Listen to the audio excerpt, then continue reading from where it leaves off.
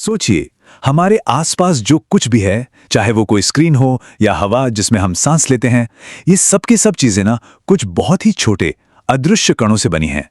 आज हम इन्हीं इन्हीं बिल्डिंग ब्लॉक्स के राज से पर्दा उठाने वाले हैं। तो आज हम क्या-क्या देखने वाले हैं? सबसे पहले बात करेंगे दुनिया के सबसे छोटे लेगोस की। फिर देखेंगे कि इन परमाणुओं से चीजें बनती कैसे हैं। इसके बाद हम समझेंगे कि इनके जुड़ने के पीछे की केमिस्ट्री क्या है। और फिर एक बहुत ही मजेदार चीज, एक केमिस्ट की दर्जन, मतलब केमिस्ट गिनती कैसे करते हैं। आखिर में हम देखेंगे कि इन अदृश्य चीजों को तौला कैसे जाता है। तो चलिए शुरू करते हैं, सीधे उतरते हैं पदार्थ के सबसे बुनियादी, सबसे छोटे बिल्डिंग ब्लॉक की दुनिया में, जिसे हम कहते हैं परमाणु। ये एक बहुत ही बुनियादी सवाल है ना, कि आखिर सब कुछ बना किस चीज से है। ये सवाल सदियों से पूछा जा रहा है और इसका जवाब जितना सरल है उतना ही पावरफुल भी। और जवाब है परमाणु, मतलब एटम। ये इतना छोटा है कि हम इसे देख भी नहीं सकते, लेकिन हमारे पूरे ब्रह्मांड में हर चीज की बुनियाद यही है। कमाल की बात है ना। इसका नाम ग्रीक शब्द एटोमॉस से आया है, जिसका मतलब होता है अविभाज्य। पुराने जमाने के ग्रीक लोगों को लगता था कि ये वो आखिरी टुकड़ा है जिसे और तोड़ा नहीं जा सकता। पर अब हम जानते हैं कि कहानी यहीं खत्म नहीं होती। परमाणु के अंदर भी और छोटे छोटे कण होते हैं। सोचिए, परमाणु का जो केंद्र है यानी न्यूक्लियस, वो हमारे सोलर सिस्टम का सूरज है। इसमें रहते हैं पॉजिटिव चार्ज वाले प्रोटॉन और न्यूट्रल न्यूट्रॉन। और इस न्यूक्लियस के चारों तरफ ग्रहों की तरह चक्कर काटते रहते हैं नेगेटिव चार्ज वाले इलेक्ट्रॉन। अब परमाणु ना अकेले रहना पसंद नहीं करते। ये बड़े ही सोशल होते हैं, हमेशा एक दूसरे से जुड़कर कुछ बड़ा बनाना चाहते हैं।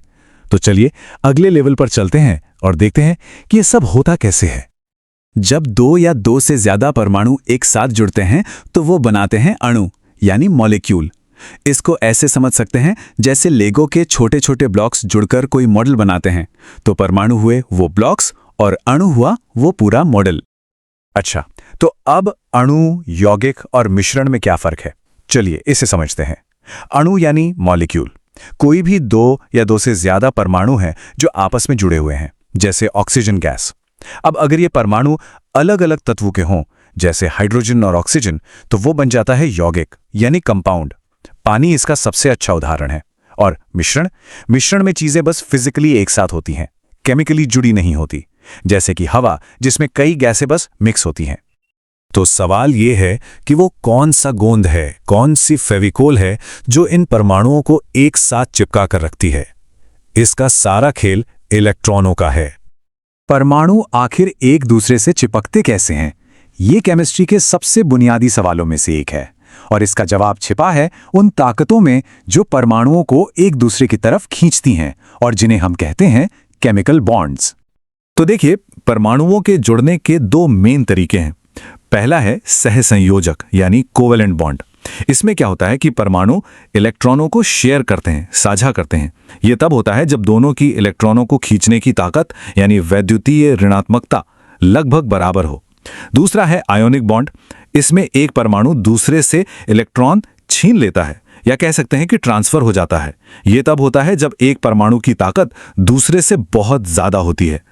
ठीक है, तो हमने परमाणु और अणु समझ लिए, पर एक बहुत बड़ी दिक्कत है। ये इतने ज्यादा छोटे हैं कि इन्हें एक एक करके गिनना तो नामुमकिन है। तो फिर कोई केमिस्ट इन्हें गिनता कैसे होगा? चलिए इसे एक आसान से उदाहरण से समझते हैं। जैसे हम बाजार से 12 केले खरीदते हैं तो हम कहते हैं 1 दर्जन केले। दर्जन बस 12 की गिनती का एक नाम है जिससे काम आसान हो जाता है। केमिस्ट लोगों को भी परमाणुओं को गिनने के लिए कुछ ऐसी ही 1 दर्जन की जरूरत थी। तो वो क्या है? केमिस्ट की वो दर्जन क्या है? यही वो सवाल है जो हमें परमाणुओं की अदृश्य दुनिया और हमारी अपनी दुनिया के बीच एक पुल बनाने में मदद करता है। और इसका जवाब है मोल। अब सबसे जरूरी बात यह है कि मोल बस एक नंबर है, सिर्फ एक संख्या। जैसे दर्जन का मतलब हमेशा 12 होता है, वैसे ही मोल का मतलब एक बहुत ही बड़ी संख्या से है।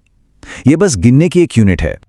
और यह है वो जादुई नंबर 6.022 × 10⁻23, मतलब 6 के बाद 23 जीरोज इसे एवोगाड्रो नंबर कहते हैं।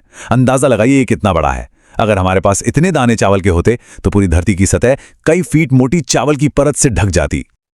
और यहीं पर असली जादू होता है। किसी भी पदार्थ का एक मोल ग्राम में उसके मोलर मास के बराबर होता है।